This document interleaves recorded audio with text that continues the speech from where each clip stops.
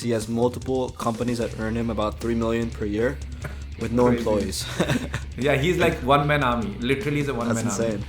And I think, and what I learned from is many things, but one of the biggest lessons I learned is that, you have a big idea, don't wait for the world to confirm it. It's been 3 weeks since I listened to him. I'm done with my coding, so that's what I've done. So now I'm putting the content in. Your website looks great, by the way. It's probably one of the best travel websites I've seen. Here is where I'll come. So do I need to code everything grounds up to do this? With GenAI, I don't have to. What motivates you? I cannot stay idle, so that makes me that makes me very nervous. I remember in work also, when sometimes there are days when you have no meetings or there's nothing going on particularly. I have nothing else to do and it kind of bothers me. Losing my dad was something was very unexpected, right? He was very young to die. He was in his late 50s when he died, so it was very unexpected and something that bothered me for a long period of time. I've come to terms with it now, but is something that I still believe that I could have done better. I've tried my best to do my part with my mom. I want to bring her here, but she doesn't want to come, as you know. But more than anything else, I've tried my part. But that's one grief that is very, very close to my heart.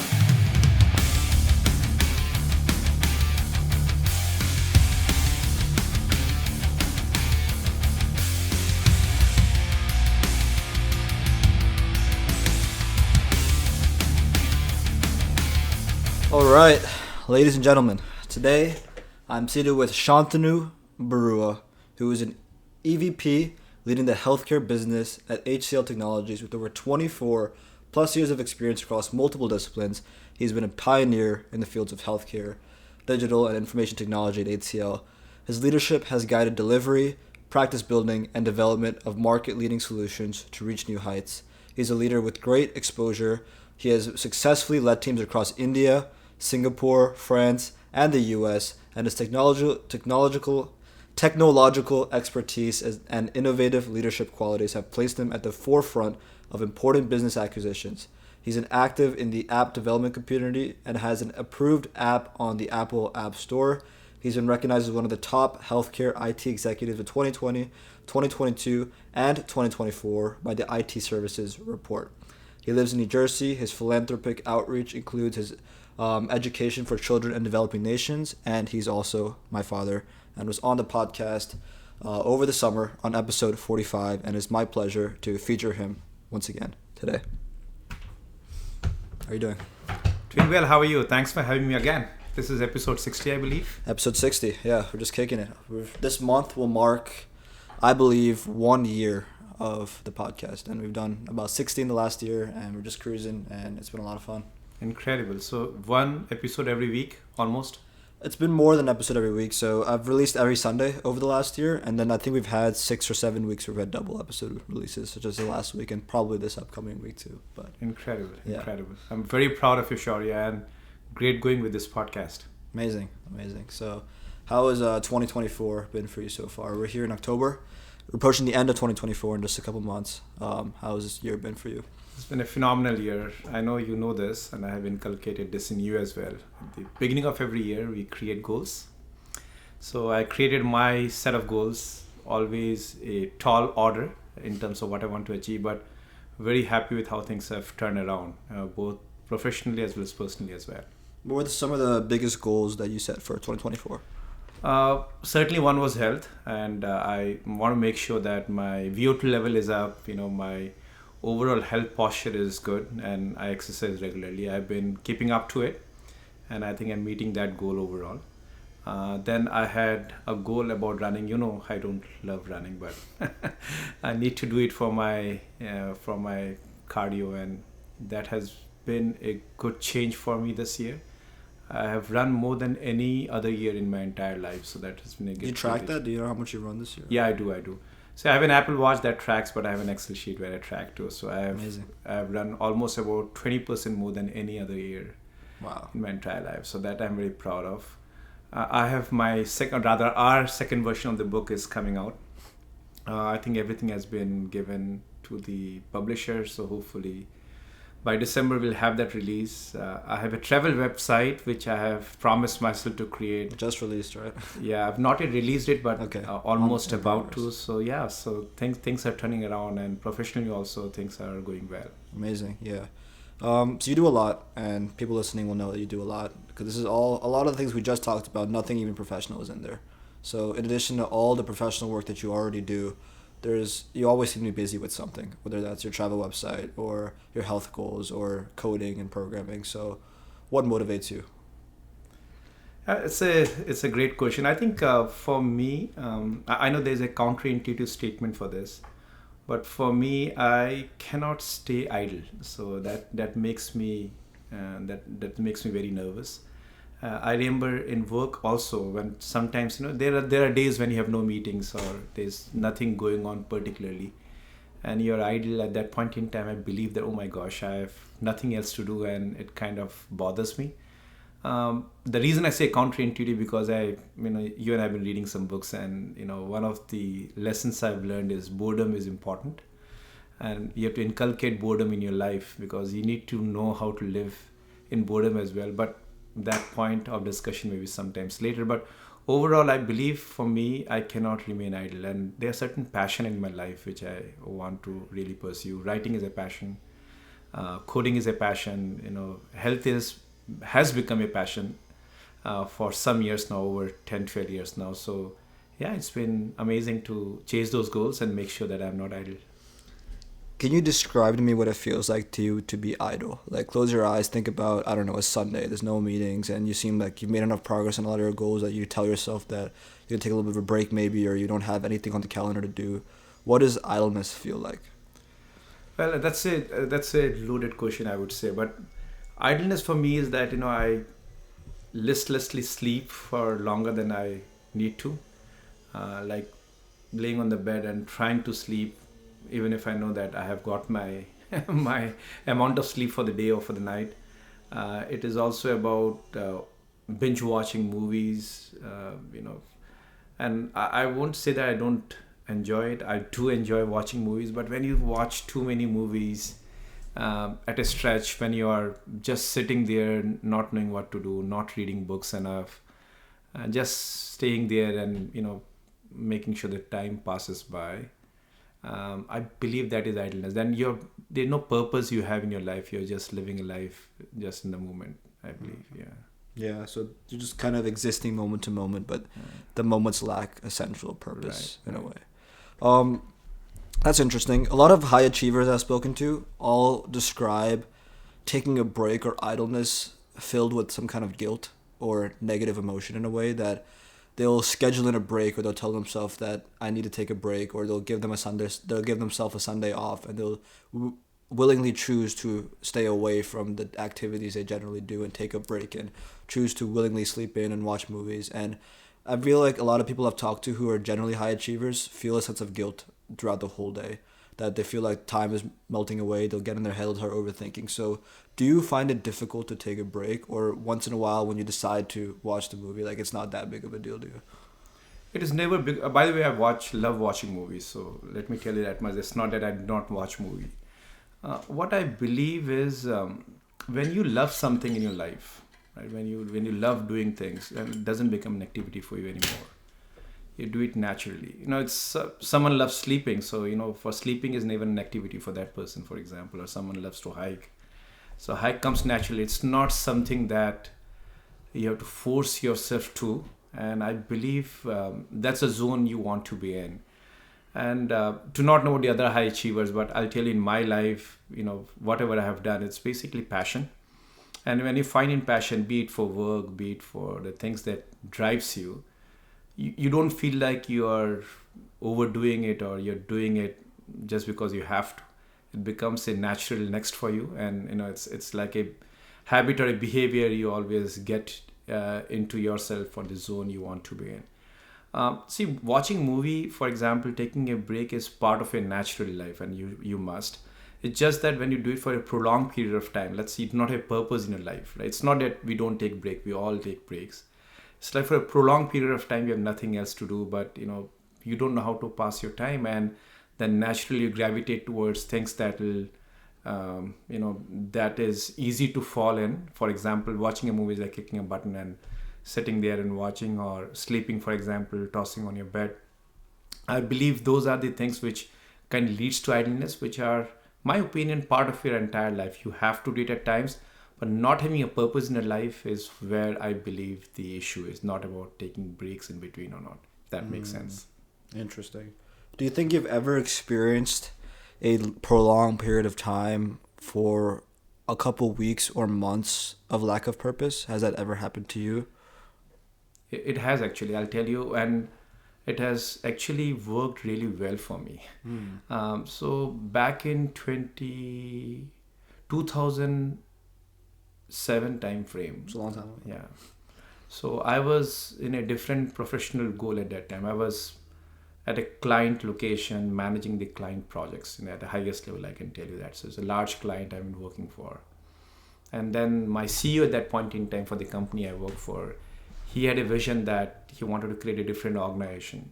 And there was a part of the organization which my manager recommended me to lead. So interestingly, it was around the June timeframe. Those years, our fiscal years from July to June. And he said, and you want to take it up? And I had enough time to transition what I was doing to someone else. And then I had a break because the other role was starting, I think, end of June or beginning of July. So I had close to 40 days of, if you call it idleness or free time. And I naturally decided that, maybe I'll go home, which is, I was in the US, so go back to India and maybe spend time with my mom. And she's in Assam, which is northeastern part of India. So for 40 days I went. Usually when you are working, I'm sure, even in your college or your school that you do, you always have pending work that you want to catch up with, or you have people who'll call you for work, or in your case, you'll have assignments to do. In this case, I have no one to call. The work I was doing, I transitioned to someone else. So there's nothing to prepare for either? Correct. Well, it was a brand new thing they are starting, so I don't even know what I was getting in. True, there could be prep, but I didn't even know. Even my organization didn't even know how to structure it. It was all starting in July.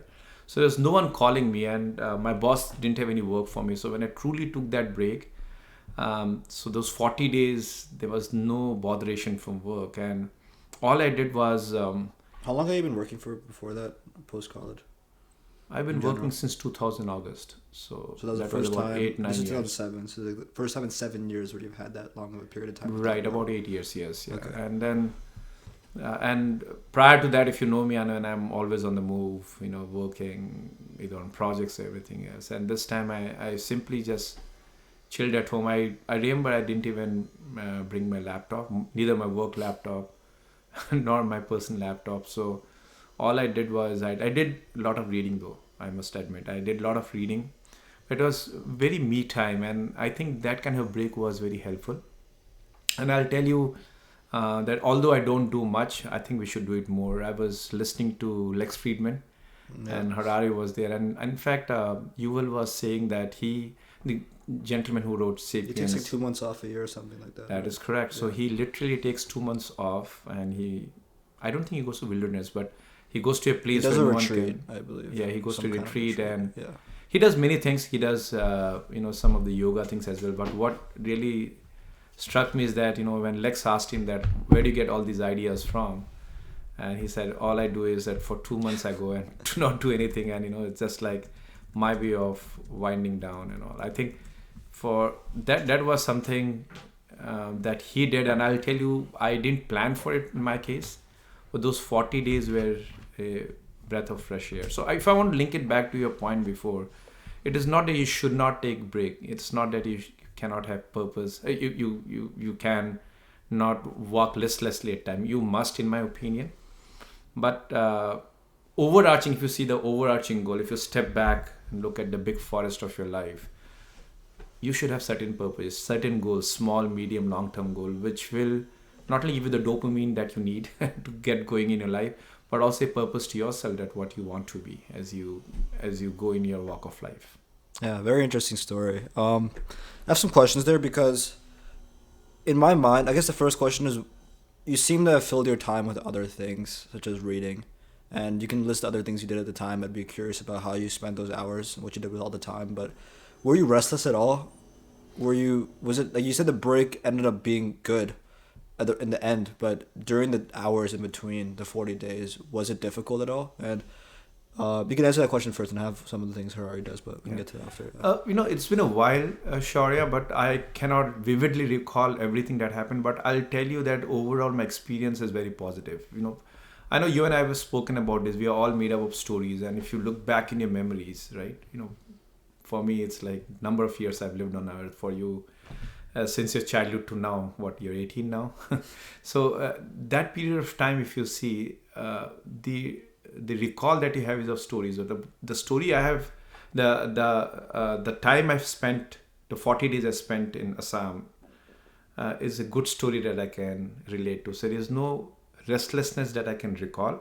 But I tell you how I spend my day, right? It was, my family actually wakes up very early in the morning, and you have been to Assam. The house is not small, but it's not very big as well, right? So the rooms are close by, right?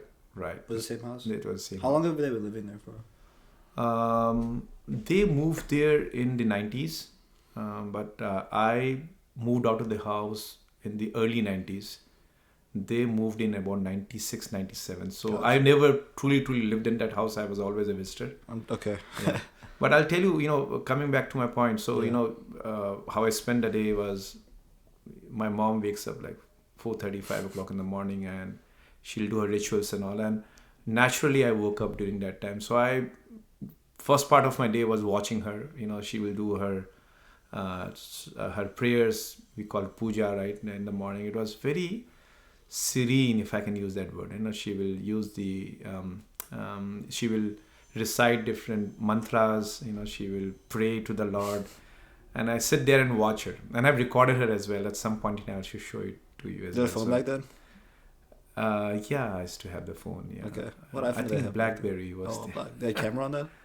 I have the sound recording. Okay. Voice recording, right. Amazing. BlackBerry used to have a camera. I think it was a still photograph. Maybe later on, but the first what BlackBerry did you have? Oh, geez, I will not. Some 800 series, maybe. I don't remember. Was there 800 series? 8,800, something like that. Let's see. I'm searching 800. According to Gemini here, it did not have a camera, but some other models did. Yeah, I don't think it has a camera. It had a voice recorder. Got it. Amazing. Right. So the first half of the day is like going, and there are days like Friday, especially Tuesday, there are certain deities she'll pray to, which are longer prayers. So it goes for hours. So I'll just sit there and listen to that, pious, serene voice of her, with a crinkling of bells, and it's a beautiful feeling. So I'll do that. Then I will pick a book and read. I'll have breakfast, of course. I'll have the usual thing. Then I'll pick a book and read. Then I'll go for a walk. I'll leisurely walk around, aimlessly. And I didn't know anyone. Back in the day, I was not exercising much, so I will not say that I will go to a gym or all. But I'll leisurely walk around and just have casual conversation with people I do not know. Most of my friends have gone from that place, so there's hardly anyone there. So yeah. And then evening time, sit with my mom and have long chats with her. Reminisce about the old days. Talk about, my dad is no more, so talk about him. And then so the day goes, and you sleep early because you wake up really early. You sleep early. By 8 o'clock, you're in the bed and you sleep. You occasionally watch a movie or something. You go out. You visit your relatives. How did you guys watch movies back then? Did you have like the actual VS recorders or something, or? No, I think the cable or DCs. Cable. They had cable. Cable was there, okay. So but it was not as ubiquitous as now. So they were limited option, but they were options. I mean, it was there, and then most. So it'd be live television. Yeah, live television. But cable is also kind of live in a way. For a period of time of the day. Period of time, yeah. So watch them and then visit relatives. I think my mom's side, my dad's side, I have many cousin brothers and sisters. So just go and visit them, and it was fun. It was a different experience. It's amazing. Yeah, I think there's a lot of rabbit holes we can go down deep into there. The first part is what you mentioned in the beginning of the story, was that our memories are often shaped by the outcome of the story, Yeah. and all our memories of that event will change based on the outcome of the story. So we can't. It's hard such a long time ago, 17 years ago, to recall the exact details of the storyline, but we have these glimpses of memories that pop in our head of those moments in the day, and that we can reflect on. But often the whatever came out of the story, it ended up being a positive thing for yourself as a whole. That might have shifted the details of the way you remember the story, because I know you're watching the podcast with Laura. We went into that a little bit, how our memories are not necessarily accurate, but they're designed in a way to serve us. So it's really interesting because we don't really know how much of our memories are accurate, but that's a rabbit hole we can get into if you want to talk about stories and how our brain creates stories. But um, another thing is that I don't know if you've ever had a similar kind of actual break since that moment. Because I think at least now in the modern age, we never really get a break, because even when we travel, we have our phone that's connecting us to work in some way. And work kind of never leaves us anymore, at least now. Even if we take a break, and it's even a break that's good and serves us, either we're traveling so much that we're always kind of giving our mind something else to focus on, or we're still in some way integrated with work through checking your email or phone, or we're always there now. And what's incredible to me is you didn't even bring your laptop. No one even called you or gave you a phone call, and you literally had a break, kind of like what Yuval Noah Harari would do, because I'm assuming, he says that every year his yearly calendar revolves around his 30 or 60 day Vipassana. Vipassana. Is that an Indian thing? Yes, it's kind of a yogic. It's part of yoga. Kind of. Vipassana is all about breathing again. Okay, So, we can talk about that. You're a genius on breath now, but not genius, but yeah, I've read something about. You read enough. I'll call you a genius. So yeah, it really was a break. So have you had a similar break since then, like that? Or?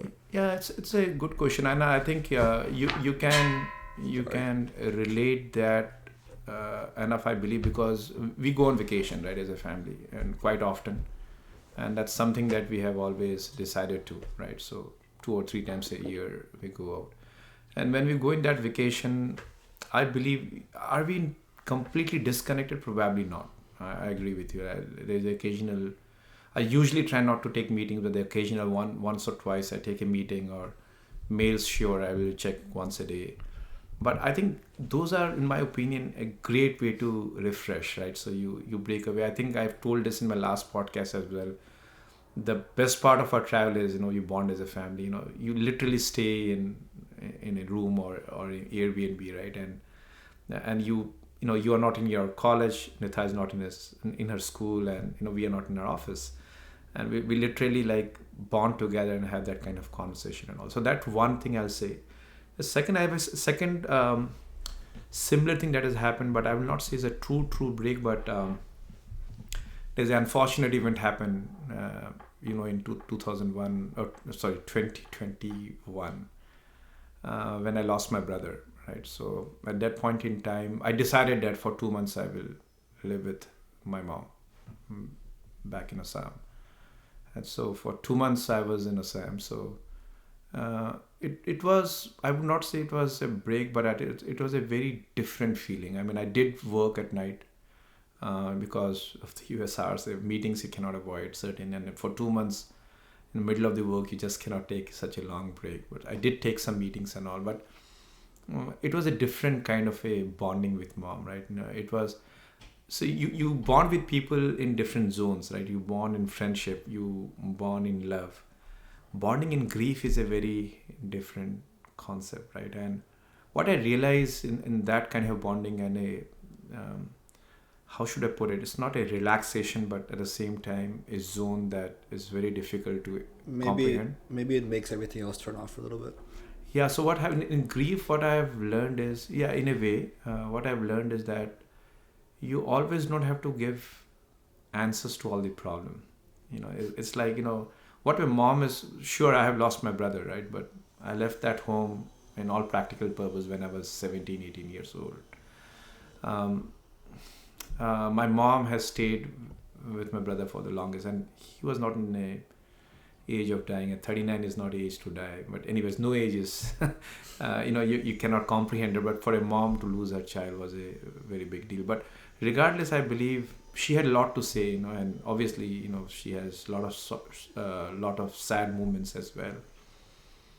And I remember, for long period of time, she'll be speaking, obviously with tearful eyes, and I will not even say a word, but just by be there with her and holding her hand was good enough. So that's one learning. It's a very different kind of a, I should not say relief, but not able to find the right word. A zone where you can connect and grieve together in silence.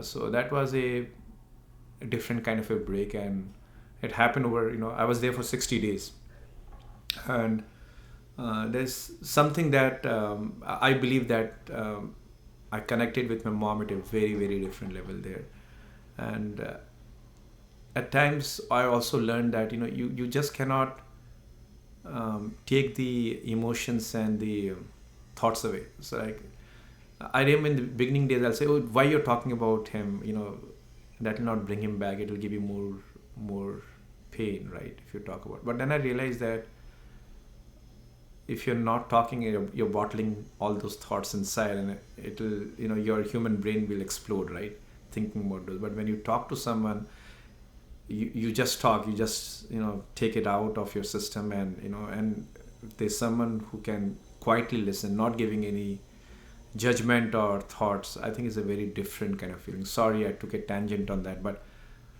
that was a different kind of break. So if I see from an overall standpoint, I have taken a break in grief.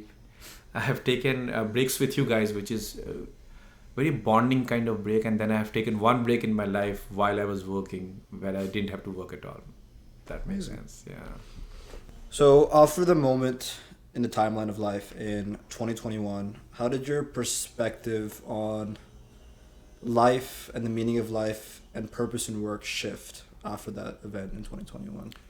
I think the most important thing that I realized, not that I have not realized this before, but most important thing I realized is that you have to live in the moment. We plan, and we said that in 10 years down the line I'll do this, 5 years down the line I'll do this, or postpone, not really happiness, but postpone things for tomorrow, right? I think if I have to take one lesson out of all this is to not postpone, right? This is a moment, right? If you feel like you need to go and meet your parents, do not postpone it. Just book your flight and go. I mean, everything else can work. And I have made it a point. You must have seen I go to India pretty often, and almost every trip I just go, even if for 2 days, go and meet your mom. I mean, do not plan that there'll be 10 days I'll take in December, then we'll go, and then we'll meet. I think that's one thing I've learned. The biggest lesson. The second part I would say is that life is beautiful, and you should be. We all should be lucky, right? At least all of us in this conversation as well. We can speak well. We have a shelter above our head, limbs which are working fine, right? And complain less is all I'm trying to say. I think we are very lucky to be on this earth at a time when everything is so amazing, right? So technology is great, connectivity is wonderful, you can visit places, right, and do so many things, right, be it individually for yourself and otherwise. There's so much of knowledge. I think be happy is my mantra, so as much as you can. So do not sulk, and make sure that you make the most out of what you have in your hand. So living in the moment is, I would say, is my key point, and happiness, just embrace it, right? Do not wait or do not sulk, because you have a beautiful life. Yeah, and I think most people can find a way to say that in one way or another, wherever they're at in life, or level of success, or a period of time. And I think humanity is really incredible, and life is really incredible. And yes. I guess there are certain moments where you can feel that more, and I think surrounding yourself with people who also admire humanity makes you admire humanity more. I don't know if you felt that watching Lex Friedman more, but he's an admirer of humanity in every episode.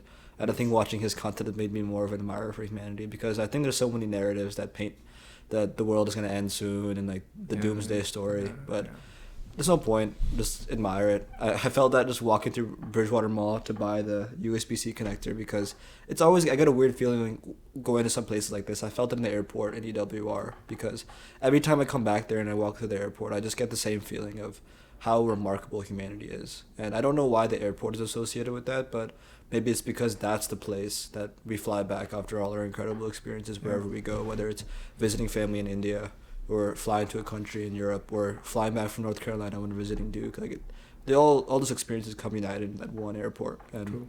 you're walking with your suitcase as I was 2 days ago. And was it 2 days? Yeah, 2 days ago. And I'm just walking by like the gates that we've always sat at before we have a flight, and the restaurants that we've sat at so many times and ate at. And I think the airport as well is just such an incredible place. How every time I'm there, I just can't help but believe how connected we are as a human world today. I guess it's remarkable. I can book a flight and just fly back to Jersey, whatever, or fly anywhere in the world. And I think it's one of the most weirdest, incredible, beautiful, strange things that anyone could even fathom of. I agree. I think Lex, by the way, you introduced me to Lex, and I'm totally hooked onto that. But yeah, he's true believer of humanity, I think, and I totally agree with him. At the end of the day, what humans have done is incredible. Like, be the invention or be coming out of invention is one part, but coming out of a really tough situation, like look at the entire Europe coming out of World War II. Look at Japan, which you'll be visiting soon in December, coming out of all of the Hiroshima, Nagasaki atom bomb explosion. Right, it is incredible how they have come up, and I think humanity as a whole can do wonders. And look at GenAI today. I mean, this is fascinating where the world is leading towards. Yeah. How would you compare, if you're willing, the grief you felt that year, maybe to previous griefs you felt, such as either the death of your father or potential griefs you might have felt from leaving home? And I wouldn't say grief is the right word there, but maybe you'll feel negative emotion when you're leaving home and you're going out. You're at my age when you left home. So was it different in any way? Were there patterns you saw that you felt before, or how was it different that time? Yeah, losing a father was hard, and I know that if you read books, if you read, the creation of noble thoughts, you will see that people say don't blame yourself for things, but and I think my father's death, I kind of it's very kind of personal to me, and on various front. As we are growing up, we are a lower middle class family. So, we have to really stretch to meet our ends, right? And my dad was in Air Force. We have 3 brothers, and, it was enough to survive, but it was never enough for the things that you want to do in life. And my dad died in 2001. I started working in 2000. I was in Singapore at that point in time.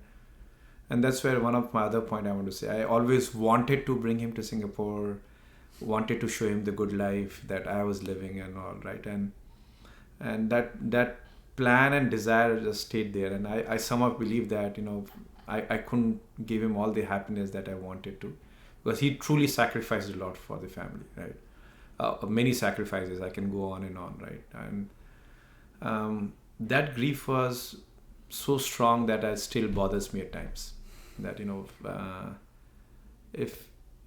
if question comes to my mind, that if at all I would have done something sooner, or if why he died so early. There's a lot of question that comes in, and I know that as a rational human being, I keep trying to shoo away those thoughts, but that keeps coming back. So losing my dad was something was very unexpected, right? He was very young to die. He was in his late 50s when he died, so it was very unexpected and something that bothered me for a long period of time. I've come to terms with it now, but it's something that I still believe that I could have done better. I've tried my best to do my part with my mom. I want to bring her here, but she doesn't want to come, as you know. But more than anything else, I've tried my part. But that's one grief that is very, very close to my heart. And losing a brother was a shock, actually, and I felt, if I have to say very openly and transparently, I felt more sad for my mom than for my losing my brother. Not that I didn't love him. I mean, he was my youngest brother. He was close to me. But I felt really sad for my mom, and I still feel very bad for her because it was hard on her, because he was the only one staying with mom. Both me and my one younger to me, we have left home. And it is a little hard to comprehend the pain she's going through. So whenever I assume and I see, or at least try to feel that pain, it is very different. I think griefs, if I have to sum it up, every grief has a different color, a different emotion to it. But as a person, you have to understand that. You understand nuances of it, and then you have to imbibe in it. So if I have to leave you with 3 thoughts on that. First of all, accept it. You don't run away from it. So there are a lot of times what will happen. Thought comes to you, you try to shoo away the thought. There's saying that let me not think about it because that will make me sad, or that will make me nervous or anxious, or whatever that word would be, right? So my first lessons learned over this grief is that let it come to you, let it imbibe you. So I think you have to accept that as a part of your life. Second is you talk it out. If you have no one, talk to yourself, but talk it out. Don't let it rot in your system, because that will really, really impact you. Because your mental imbalance will be too humongous and too big a price to pay. And third is, I would say that as is any grief for that matter, there is nothing known as masculine about it. If you want to shed a tear, shed a tear. I keep hearing that, men should not cry. It's okay to cry at times. It's okay to cry and let that, that sadness go away. There are different kinds of, sadness that will come and, echoes to you at times, because we are human beings. Look, we lose people, we lose friends, we lose things which are dear to us, or there will be a situation that will be in which will make us sad.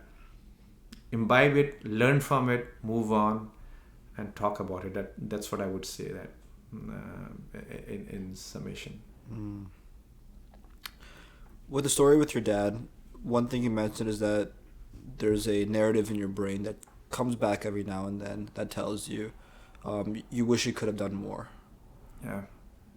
Exploring that narrative a little bit more, what does it tell you specifically? Like, what does it tell you? You could have done more. What? Like, what more could you have done? Like, what does your brain tell you in particular? Yeah. Where does the guilt come from? Yeah, I think he was very proud of me and my achievements. One thing I definitely miss is bringing him and showing him what I have achieved in my life, because my achievement was his achievement as well, right? Because end of the day, he worked really hard to make sure that not only to meet the family ends, but also to make sure that he can give us what he can in his span of control, and also to show him the good life that God has been kind enough to give it to us. I couldn't show it to him, right? He doesn't know how I live today. He doesn't know what kind of, I know it's materialistic, but what kind of cars I drive, for example. He has seen, I'm not saying poverty, but he has seen things in always in control or ration. If I have to, everything we're rationing, right? What we're eating is also rationing. So good life is ration. So I never saw him splurging, right, or spending. So I wanted him to experience that. I know it's a little materialistic, but that's one. He used to love to visit places. Couldn't take him around the world, show him different places, right? And yeah, so the list goes on and on, right? So I wanted him to stay with me as much as I want my mom, which she has decided not to because of various factors. She cannot come to the US. But yeah, I want him to stay with me and, enjoy that life that he always desired, but he could not get for himself. Yeah, that's powerful. You mentioned that some of the nagging thoughts still come today, years after. You think they have subsided with time to some degree, as in you feel less guilt now than maybe you did 20 years ago, or do you think it stayed the same? Has it gone down? Or how would you describe like the amount of thoughts you feel as a timeline of things over the years? It's definitely gone down, but I've told you this. He comes to my dream pretty often. He There'll be not a month pass by when he'll not come in my dreams, right? So which is like he has gone for what, 2001, if you say 22 years now, or 23 years rather, right? So but he has consistently come, and I believe dreams are manifestation of something happening in a subconscious mind. Again, no one has totally deciphered how dreams work, but I strongly believe that there is something in a subconscious mind which plays a bigger role, and then it goes and extrapolate. And the good news is that he comes in a very good form. He's not coming there to trouble me, or he comes in a very good form. So he keeps coming back. So I think from that perspective, he keeps coming. That the pain part is alleviated, in my opinion. So it is not that when he comes to my dream, or when I think about him, I think about him in a good way now, than how it was, I presume, in the beginning part of the year. Also, I'm directing a lot of my energy towards my mom. Probably that is also helping. Who knows? But yeah. So I remember him in good ways. Recently, what I did was I had a big trunk at home with a lot of my childhood memories. But one thing I got back this time, or not this time, about a year back, is all the letters he used to write to me. So remember, when I was in college, there were no phones. There were phones, but phones were not. When you were in college? Yeah, in 96, 97, in the 90s I'm talking about. Phone was not popular. Yeah. I think cell phone came in 96, 97 in India. Did it was really? Very, very uncommon those days, right? And phone was there, but we didn't have a phone in our house until, I believe, 2000.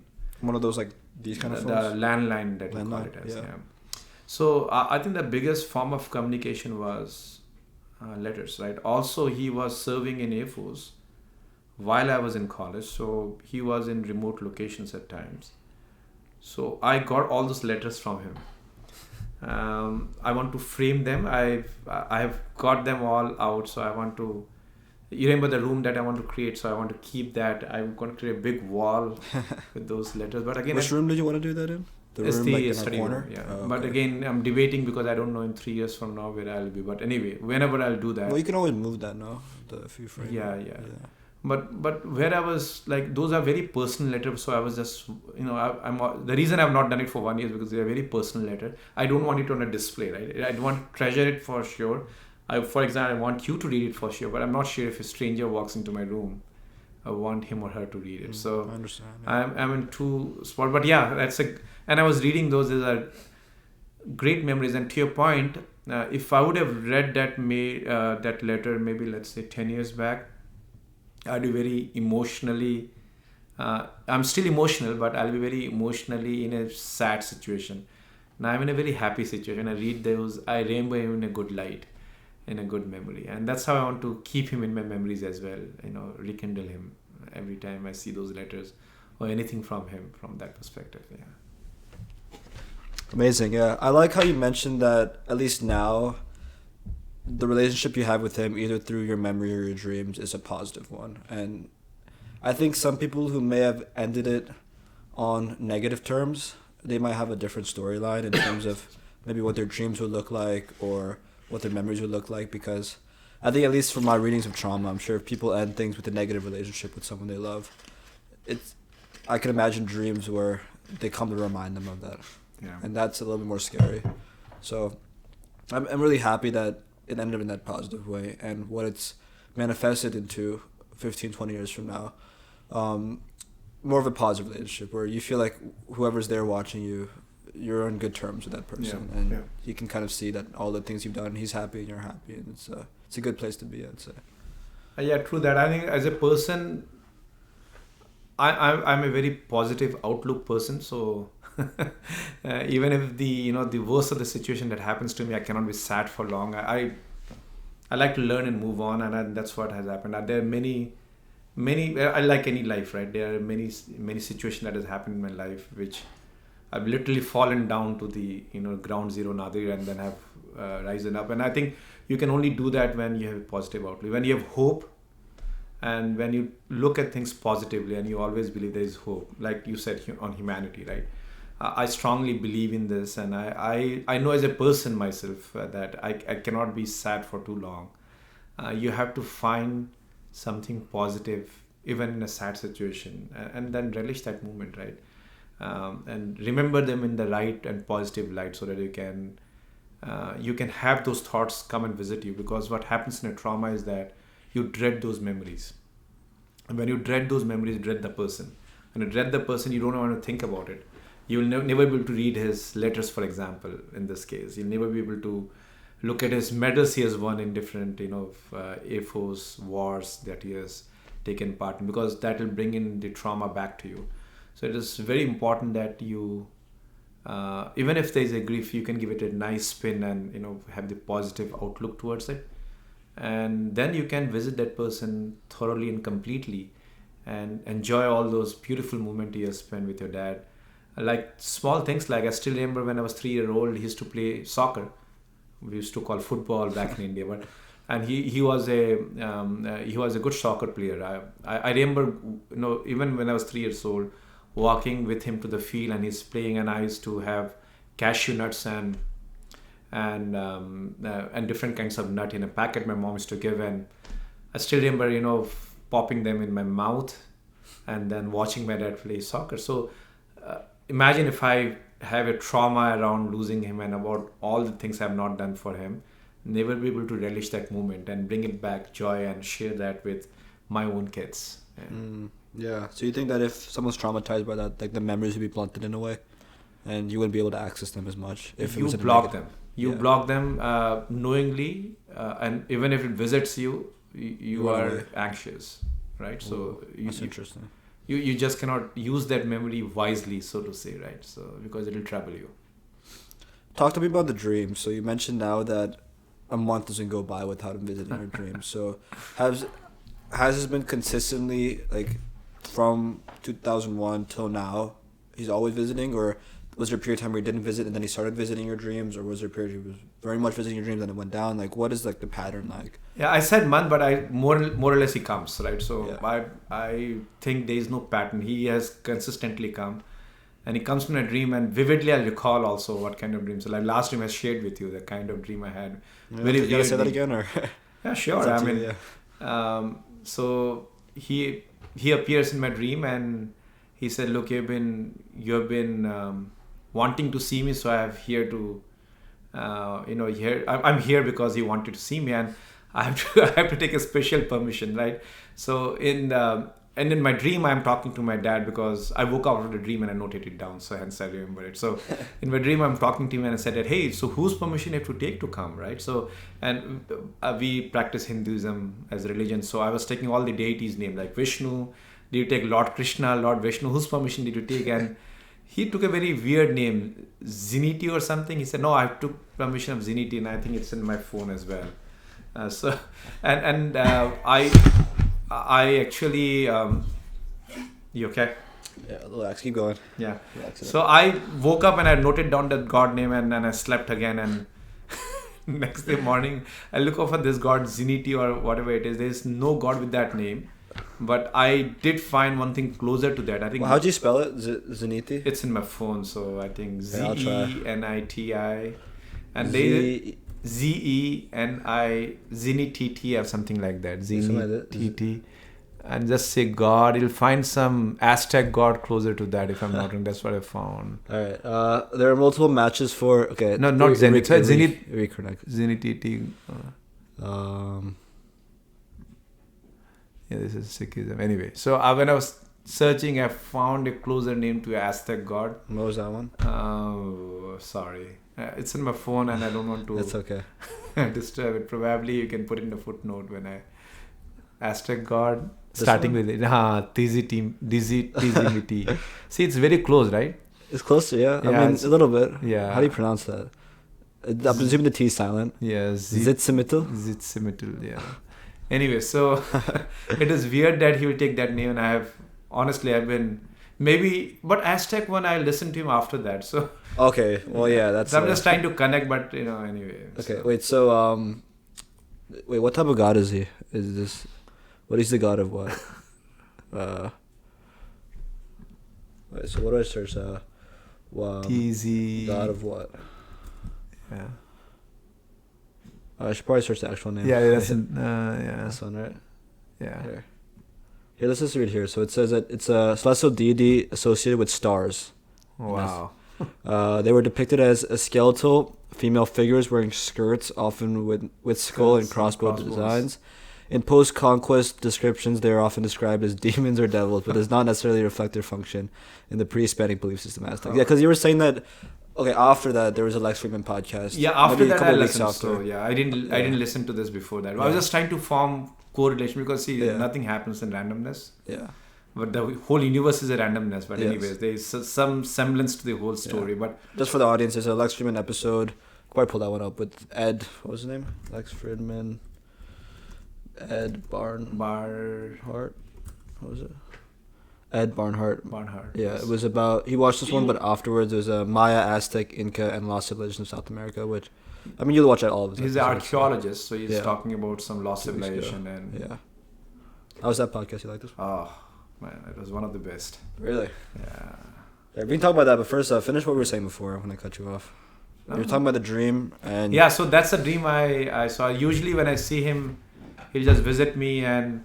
But this was a little weird. I mean, I've never seen a dream like this. Where I say, hey, well, you've been calling me, so I'm coming and paying you a visit. Oh, by the way, I have to take special permission. It's a little humor to it. Yeah. Amazing. Do you think the dreams are comforting in a way, or they're not difficult anymore? Were they ever difficult in the beginning?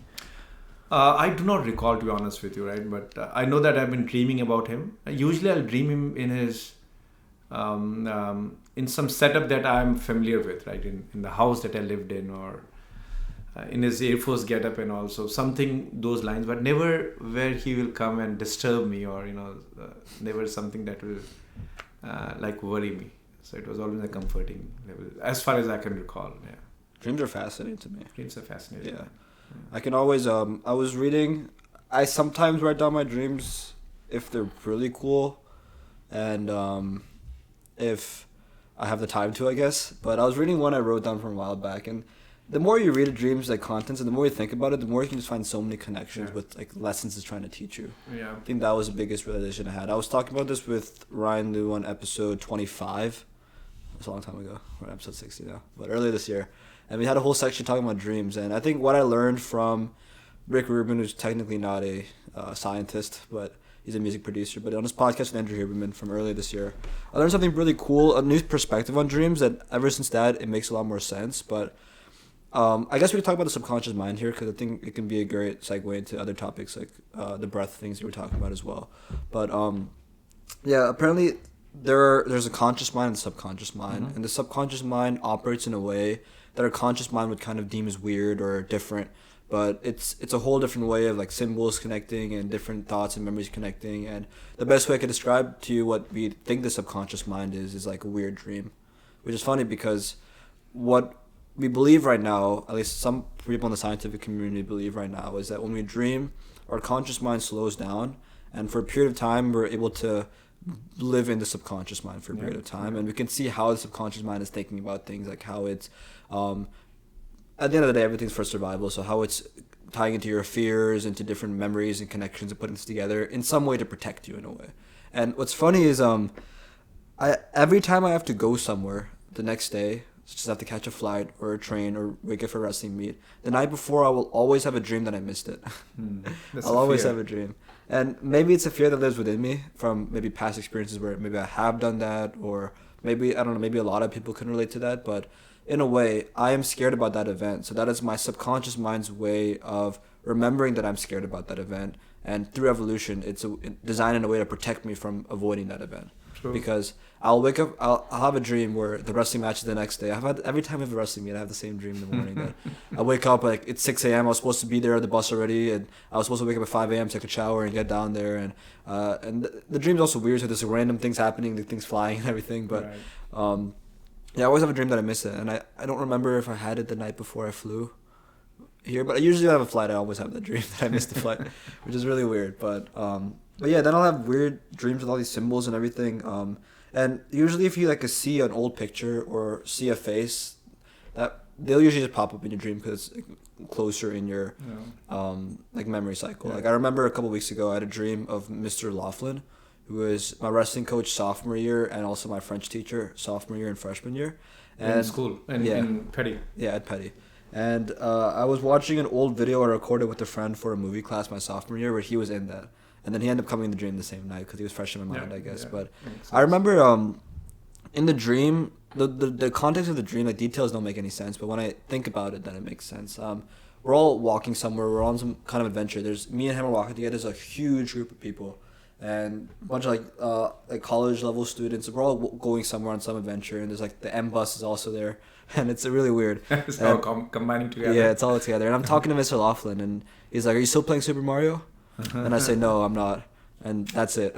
But then I thought about it, and it made a lot of sense because I think what happened in that dream was I realized that he didn't ask me that in an objective way. He kind of asked it in a joking way because he knew I'm not anymore. And I guess what those words really meant was that I associated Coach Laughlin with immaturity in myself, I think, because I just remember in that class memories of me being immature in that class. Of times sometimes when you feel immature in a moment, then you look back here, you're like, "Oh, why was I doing that thing? That just feels really weird to me." And I mean, since you have like, some friends that maybe just certain people bring out different versions of you, so maybe the people I was talking to in that class brought a different side of me out. And then I remember moments where he would like point that out at me and tell me to stop doing that thing, whether it's like playing a video game on my computer or something. And I just remember associating his class as maybe the fear that lived in my mind from that was that him and immaturity was associated together. At least me, my sophomore year, very immature person. And then like things were walking together. He says, "Like, you still playing Super Mario?" But the way he said it was like in a joking way because he's laughing. Like he can almost tell that I'm not anymore. Yeah. And that's like a sign of the growth I've seen because like he can just look at me and he just knows for a fact just the way I'm smiling and talking to him that like I guess I'm more proud of myself at the time when I had that dream, and he just kind of knows that it's gone. Yeah. And it's like every dream you look at closely, there's always like a message behind it, and it's really cool. Fascinating. Yeah. I'll tell you that it has happened with me, and I'll give you a few examples also of other people that I have read about. I don't know if it has happened with you, but when you're trying to solve a more complicated problem, at times, like for example, I code a lot, right? So I'm sitting and trying to resolve an issue, and the issue is not getting resolved. I'm sitting there trying different things, debugging it, and hours gone by, and I'm going nuts, right? Have you realized sometimes you just take a break? I'm not even talking about dream. You just take a break. Go out, take a walk, and you come back, or you just shut down everything, just sleep, come and visit them the next day. And within 5 minutes, you can solve the issue. Does that happen many times with me? Happened with me. Because it happened with you as well, right? Because that's a subconscious mind. The answer is there, but you're not able to access it. I think Cal Newport talks about that, right? Yeah, he does. Cal Newport also. We both read Deep Work, right? Right. Yeah. Right. So it's like, you access to the subconscious mind, and sometimes those breaks are also very important. If you look at Archimedes, right? Archimedes. This is Greek. Yeah, I believe so. He's Greek, right? Let me just double check that. So Archimedes, I believe, if I'm not wrong, he got his entire sequence of, the principle of buoyancy, right? He actually got it in a dream. When No way. He was sleeping and he dreamt of that and he started shouting "Eureka, Eureka!" I believe that's, if I'm not, Eureka means I found it or something like it's an exciting word. Similarly, benzene, the 6 benzene ring, right? Who's that? I don't know the person name who invented. What's benzene? Benzene is it's a chemical compound. This one? Benzene. Benzene compound. Oh, this one. Yeah. Yeah. So that whosoever discovered him, I don't remember his name. I can pull up his name. He dreamt this in his dream. Well, what do you mean by dreamt it? He must be trying to solve it. He was not able to solve this. Look who it is, Michael Faraday. Michael Faraday, right? You're a big fan of Michael Faraday, right? Yeah, he is. He's an amazing guy. Yeah. Yeah. So anyway, what I was trying to say is that, big discoveries and invention, it's not that they have found this in dream. They've been thinking about it. The answer was logged in the subconscious mind.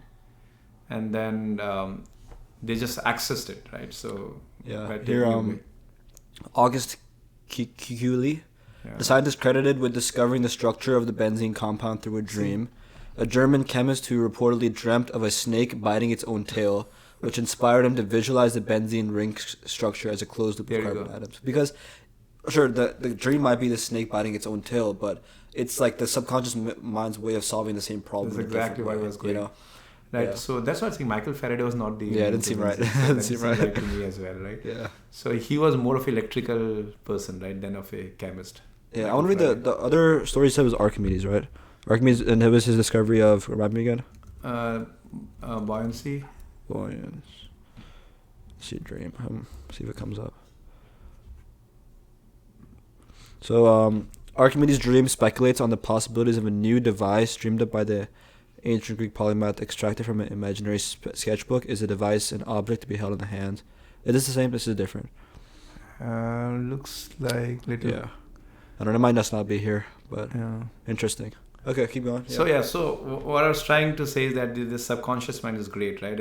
As we all know that we have not, all human beings have not utilized the 100% of the brain. I mean, we have just a small portion, maybe 2% of the brain we have utilized. All the subconscious mind has so much stored there, and access to that is, we have not figured out a way, but taking those breaks, maybe through dreams. Maybe we should sleep more, get those dreams in the REM cycle, and yeah, maybe you could be the next inventor of some great idea. I think I told you the story. Have you read Why We Sleep yet? I have not read that book. Okay, that's somewhere that's in this my list, pile of books we got here. Yeah. It's a huge pile of books. Let me mess them on the table here. But yeah, I think I told you the story of what Albert Einstein used to do, where he would hold a pen and sleep. Yeah. He would sit in his chair, fall asleep, and below his hand where he's resting it. So he's resting his hand like this on his chair, and he have a plate or something on the ground. So when he just waits there until he falls asleep. His hand will open up, and the critical thing is hand will open up, right? Because sometimes you can sleep while holding it, but the difference between REM sleep and NREM sleep is that in one, can't remember which of the other. I believe REM sleep you're dreaming, right? Yeah, REM is when you dream. Correct me if I'm wrong. Yeah, so in REM sleep you're dreaming, and in REM sleep the motor cortex of your brain or something turns off in a way that I think one of the sleeps is correlated with sleep with like paralyzing the body when you're sleeping, the other one's not. That's right. I believe that the one that you dream in is also associated one with the one where your body turns off so that you don't enact your dream. Right. So that's also the one where your hand will like open up.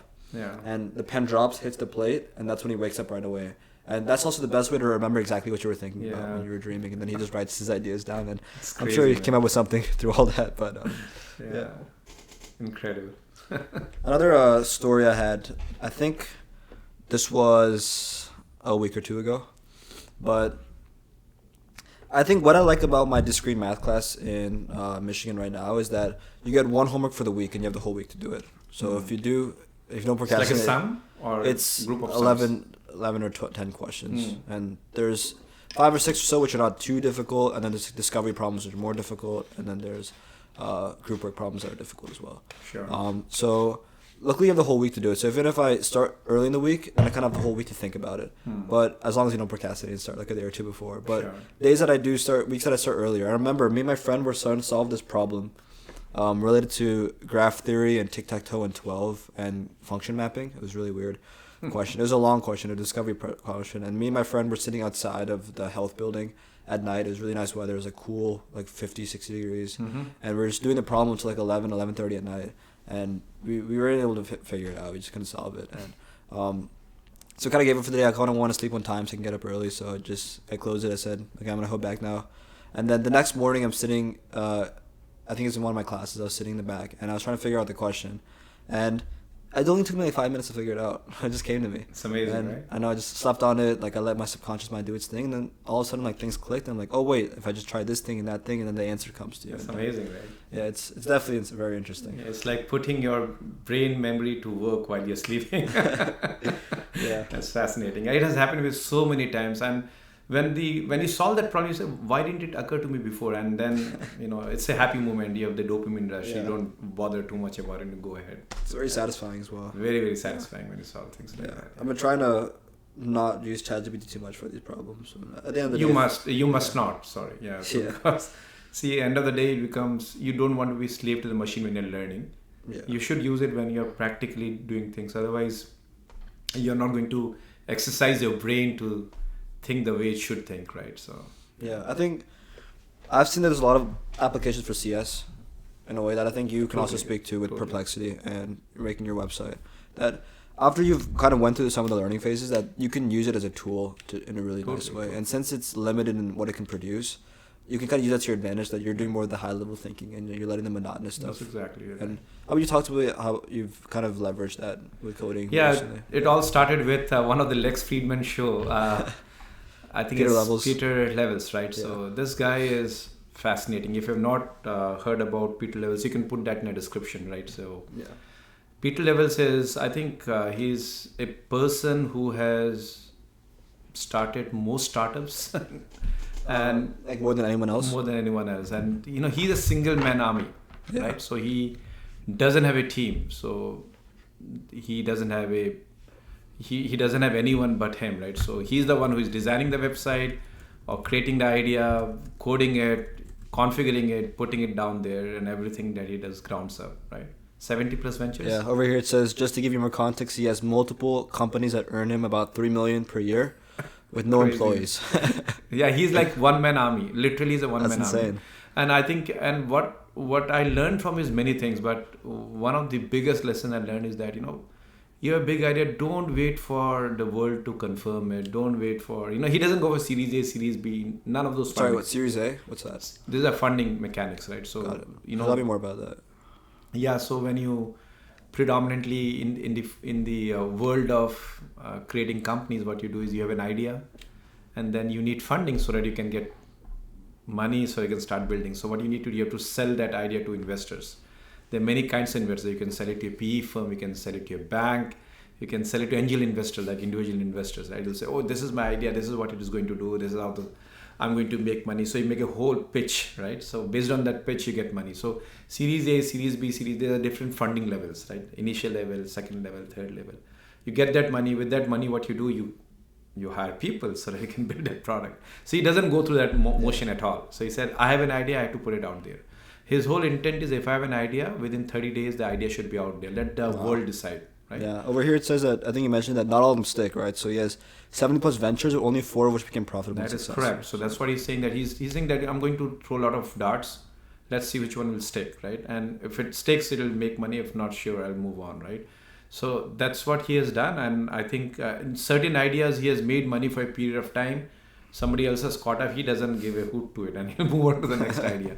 But look at him, like he's making one person working out of his garage and is no one to report, he's making 3 million per annum just by doing this. It's fascinating. Anyway, Yeah. so, and this is how he quotes. What is this? So so when he came to the show, Lex told me, thank you for dressing nicely for me. Because he said, I have a t-shirt on, but down below I have a shorts. I said, thank you.